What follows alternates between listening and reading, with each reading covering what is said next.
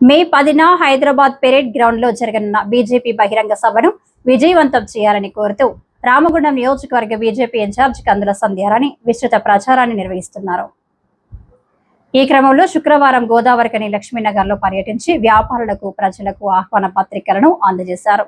ఈ సందర్భంగా సంధ్యారాణి మాట్లాడుతూ రాష్ట్ర అభివృద్ధి ప్రజా సంక్షేమ కార్యక్రమాలపై ప్రధాని మోదీ సభలో కీలక సందేశం ఇవ్వనున్న నేపథ్యంలో ప్రజలు పెద్ద ఎత్తున హాజరు కావాలని, సభకు హాజరై విజయవంతం చేయాలని కోరారు. యువత, మహిళలు, కార్మికులు, వ్యాపార వర్గాలు సహా అన్ని వర్గాల ప్రజలు సభకు హాజరు కావాలని పిలుపునిచ్చారు. ఈ నెల 10వ తేదీ ఆదివారం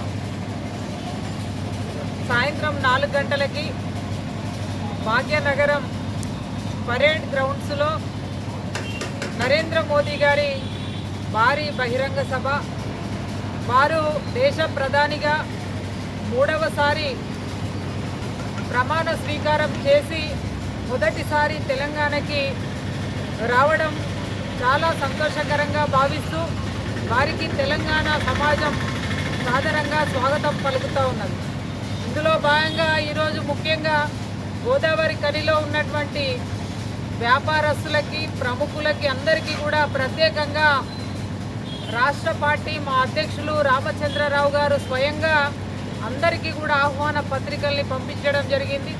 వాటి నేరుగా వాళ్ళందరికీ కూడా కలిసి ఆహ్వాన పత్రికని ఇవ్వడం జరుగుతూ ఉన్నది. ఈ సందర్భంగా వ్యాపారస్తులని, ఇక్కడ ఉన్నటువంటి డాక్టర్స్ కావచ్చు, న్యాయవాదులు కావచ్చు, ఇక్కడ ఉన్నటువంటి వ్యాపారవేత్తలు అందరికీ కూడా మేము ఇదే ఆహ్వానంగా మీ అందరినీ కూడా మేము కోరుతూ ఉన్నాము. మీరందరూ కూడా చూస్తూ ఉన్నారు ఈ దేశ ప్రగతి ఏ రకంగా ముందుకు పోతూ ఉన్నది.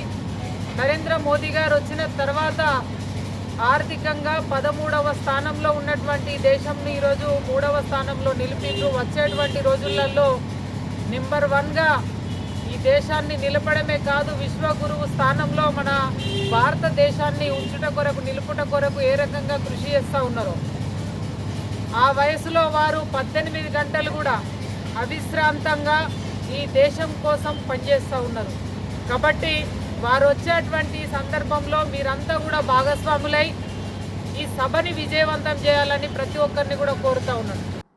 ఈ కార్యక్రమంలో బీజేపీ నాయకులు తడగొండ నరసయ్య, ఊరగొండ అపర్ణ, గుండెబోయిన భూమయ్య, కోడూరి రమేష్, అంది రాజ్ కుమార్, చారి, బియ్యాల మహేందర్, వకులభరణం వేణు, ఎల్దుర్తి రాజయ్య, సరిత తదితరులు పాల్గొన్నారు.